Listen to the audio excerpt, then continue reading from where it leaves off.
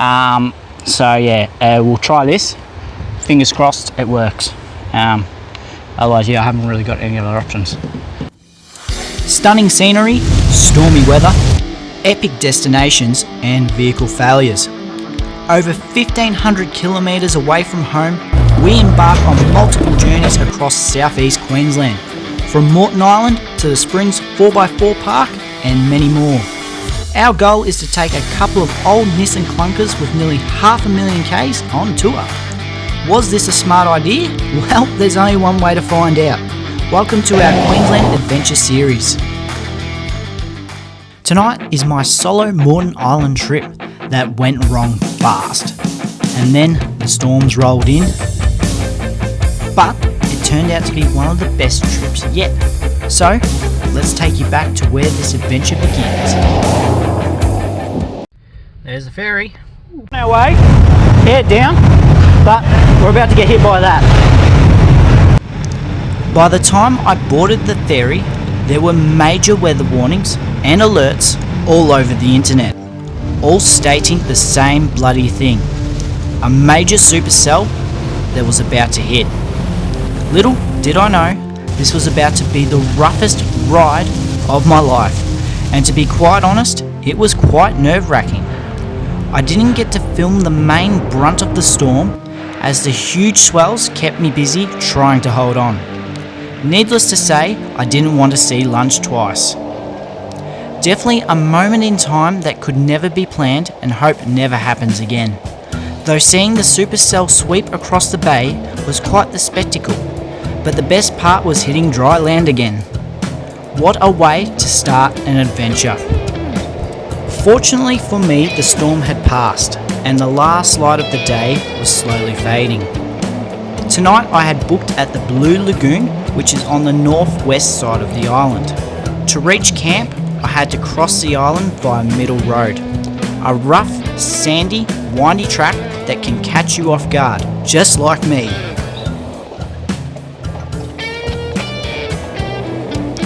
But nothing a bit of second gear send couldn't fix.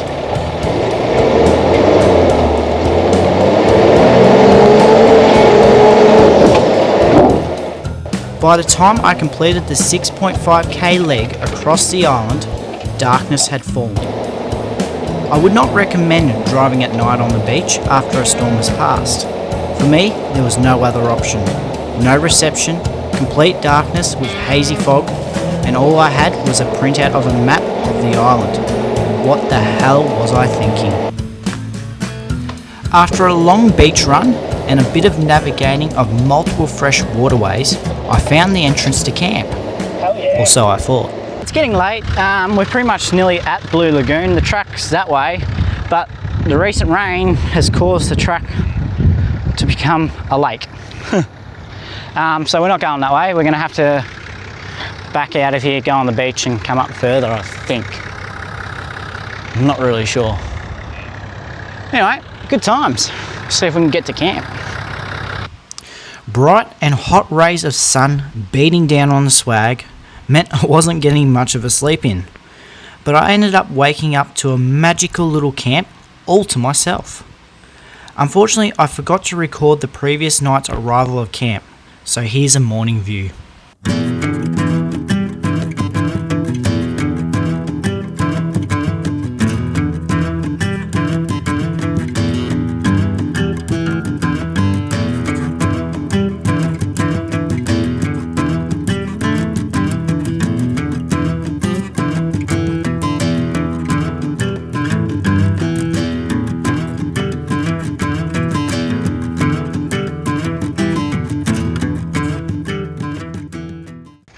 Alrighty guys, it's day three, and we are now on the island. So today, beautiful weather, the sun is turning it on for us. It's getting quite warm.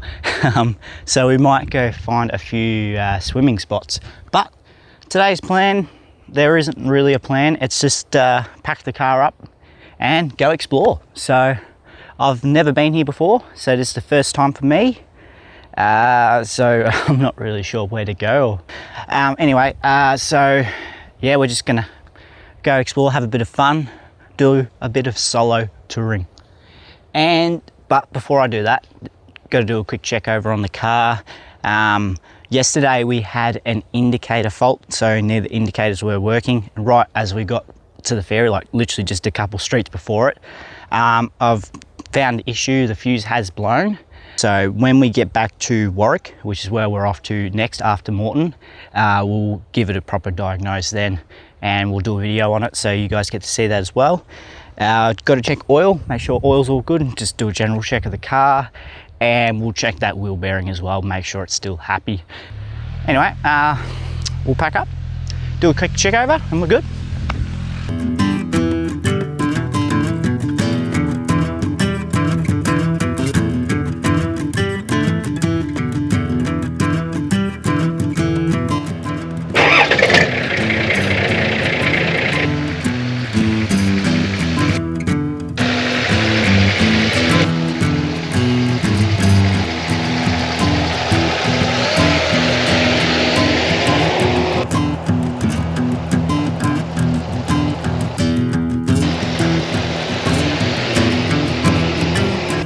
The sun was already beating down, so a quick trip to Blue Lagoon was in order to cool off, but couldn't resist a quick beach drive. What a beautiful part of the world.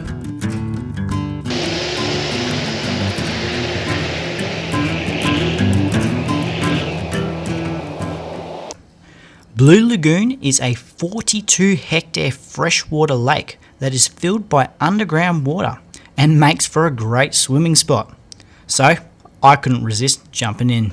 I don't jump in. Well, attempt to.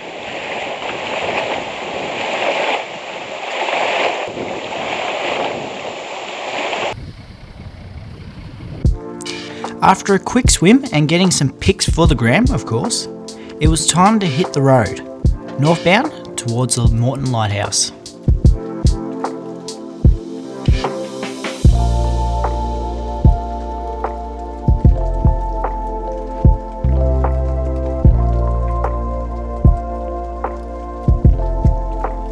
The Moreton Lighthouse is located on the northern edge of the island. Fun fact, it was the first lighthouse to be built in Queensland and started operating in 1857. It stands at 23 metres, and I was lucky enough today to see it covered in scaffolding. How good! Gotta say though, the view up here is really something else.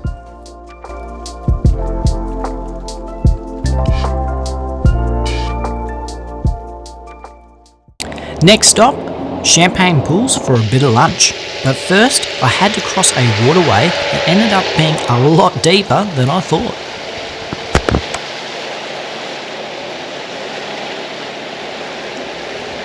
But was very short. Alrighty guys, stopped here for a bit of lunch. Nice little spot here on the beach. So we're going to grab a bit of lunch, and Champagne Pools are up there, so we might go for a swim after. And this is washed up on shore. Bit of rope, look at that. Not good for anything now, but yeah, anyway. So this is the lunch setup, pretty basic. Would be nice to have an awning though. I think that might be on the to-do list, especially in this heat. Just be nice to have a bit of shade to set up with. But anyway, we'll pack up and make a move. The next stop took us back in time. But to get there, I had to hit exactly 88 miles per hour. A long drive down the western coast, slowly navigating waterways, took some time, and even the TD started to get a little warm.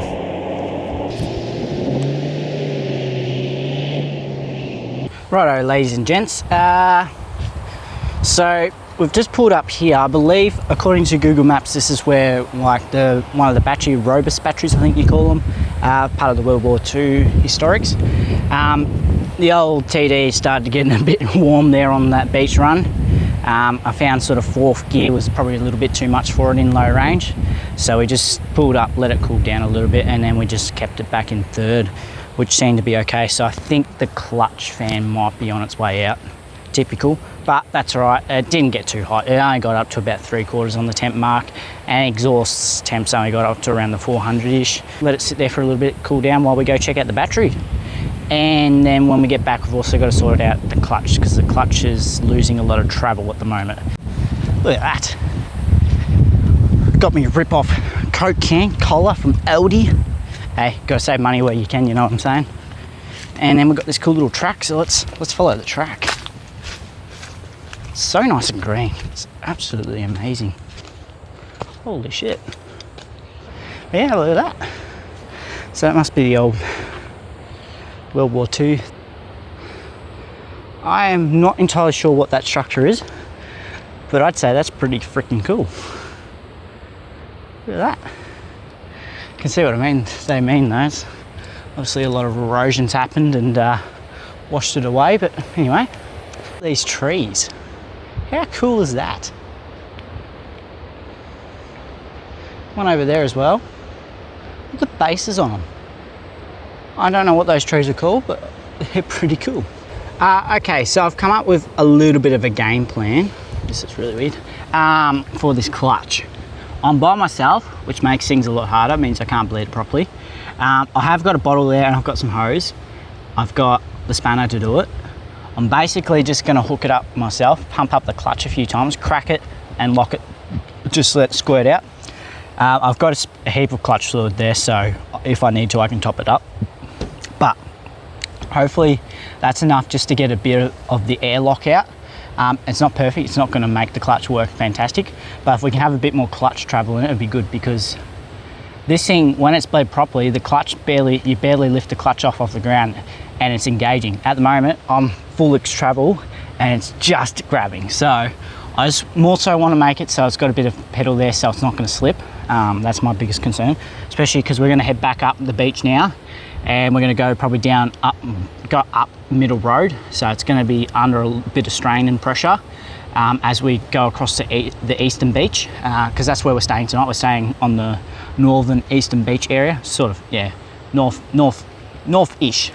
I can't remember the name of the campground, it's on the paperwork, but yeah, we obviously need the clutch to hold in, and I can't afford, well, not I can't afford, but I just don't want to sit around waiting for it to cool down, because it's already 3 o'clock. I want to sort of get to camp within the next 2 hours, so I'm not setting up in the dark again, or driving in the dark, because driving in the dark on the beach is no fun, especially with my shitty headlights. So yeah, we'll try this. Fingers crossed it works. Otherwise, yeah, I haven't really got any other options other than wave to someone, hopefully in the next hour they pass, and then help me bleed the clutch. Anyway, see how it goes, we'll keep you updated. So surprisingly that actually worked. We've gained a fair bit of clutch back. So obviously there's a lot of air locks in that clutch, but I pumped it up about 10 times, cracked the line, and then locked it off again, and a big splatter came out through the hose and down into the bottle. And that seemed to have done the trick. So I'll just show you this. That's clutch engagement straight away. Sorry, girl. So yeah, I think that's solved it for now anyway. Nearly headbutted the camera there. Don't do that, Bill. So yeah, I think that might do us for now. That's good.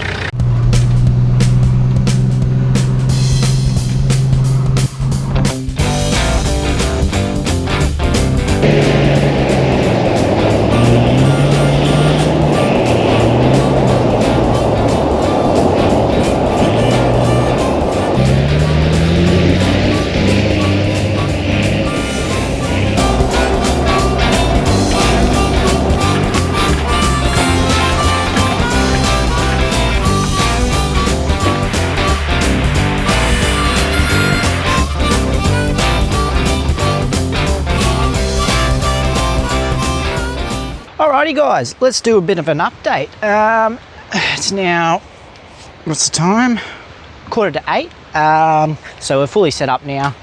Took a bit of time taking all the pictures on the beach, so I didn't get to finish setting up before that. Had a look at the weather forecast. Looks like there's a fair bit of rain and wind on the way, so we've just gone ahead and strapped down a bit, you know, make sure everything's all secure. So I got these ones. I only had 2 ropes, which really sucked. So I've actually gone ahead and used some ratchet straps. Just ratchet strap these 2 sides down as well. I'm also used the pegs onto this. These are really good actually. I got these from Anaconda. They're just Oz tent, I think they're called, but they use your rattle gun and screw them in basically, and it's good because the plastic helps hold down the tarp without wrecking it. So I've done a few of them along there just to stop this flapping around too much with the wind. Got the QE backed up pretty much to the tent, so I've got easy access to the fridge, and also got my lighting, as you can see there. So I've got these again from Anaconda. Just got the swag there, got the wall to protect the swag, and that's pretty much it. Oh, and I've got my table from Bunnings.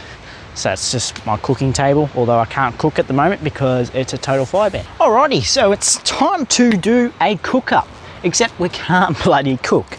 We're not doing a cook up. Long story short, so we've got some salads, cold meats and shit like that. We're gonna keep it pretty simple. But first things first, I'm gonna make myself a scotch. Be one sec. Oh yeah, you bloody ripper. It's funny, right? Day one, everything's organised, everything has a spot. Day two, starts to get a little rowdy, but it's still pretty well managed. Day three, you start to lose things, you know, you still have it sort of half managed, but you start going, shit, where's that gone? And then day four, it's just like a freaking tornado's hit, really. Like, the back of that car, it's just, I can't find anything. I do know where the fridge is, and I think that's the only important part here. Okay, this turned into a bit of a mixed match meal, but anyway. So what have we got? Well, got Twiggies, chicken, some cheese, some ham, some mild Hungarian, some Caesar salad, some potato salad, and garlic aioli. So there's a bit of an up-close look at what's going on here. Looks pretty good. What do you reckon? In the comments below, let us know. Have you ever had to resort to cold meats and salad because of a fire ban? That's my meal for tonight. Ta-da! Alrighty guys, it's now 11ish. The wind has started picking up a bit. It's been spitting on and off, so sort of turned to shit out here anyway. It's cold now. Well, it's not freezing cold, but it's coolish. And yeah, it's gone really windy, so we're just going to hit the hay and we'll see what it's like in the morning.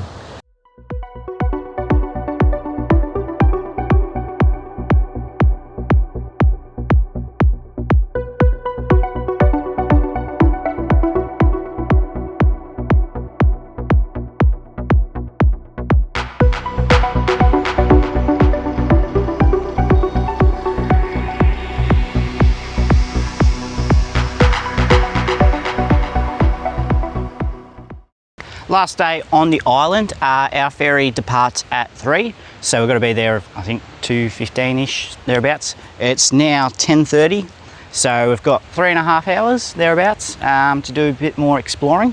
So today's plan is to head south on the eastern beaches, go check out the wrecks and the desert big sandhill dunes, and yeah, just have a bit of a look around and see what else we can find.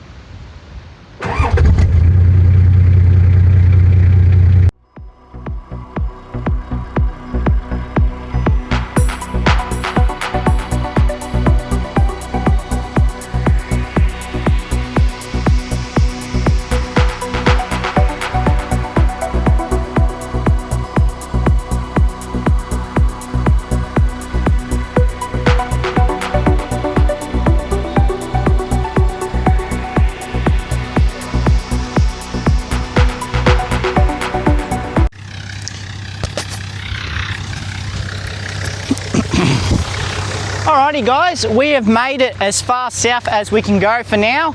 The beach around the corner there has been swallowed because it's nearly high tide. So we're going to stop here, have a bit of lunch. This is Talguluma Point, I think it's called. My reading's not very good from this distance. So we're going to have a bit of lunch here, then we'll head back north, maybe go check out the wrecks, and then it's pretty much going to be ferry time from there. The Savo, we're heading across to Warwick. So pretty much once we get on the ferry, that's where this video will probably end. And then we've still got a lot more planned, so stay tuned.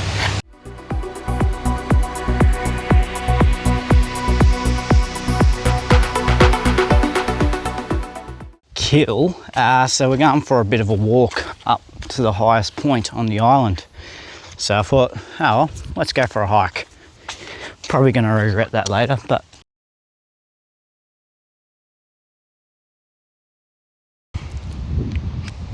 so we've made it to the highest point on Moreton Island, and what a great way to finish off a great trip. Pretty much I've got about 45 minutes to get back down to where the ferry is, and then it's a 45-minute wait or something. So this is pretty much gonna be our last stop for this trip. Hope you guys have enjoyed my solo adventure of Moreton Island. I'll tell you what, I will be back. This place has been spectacular, to say the least. I have enjoyed every moment of it, and I can't wait to come back. I love beach driving, I can tell you what, and that Pui loves it as well. So next time you will see us in a different location. We're still touring Queensland. We've got one more trip. Yeah, get keen for that, and let us know in the comments below. 1, have you been to Moreton Island? 2, did you like this video? And 3, do you want to see more of this type of content in the future, solo touring? Let us know. Anyway, I'm going to enjoy this spectacular scene because this spectacular view, sorry, because it's been a long hike up to this point. Sorry, my words are getting mixed up. It bugged me.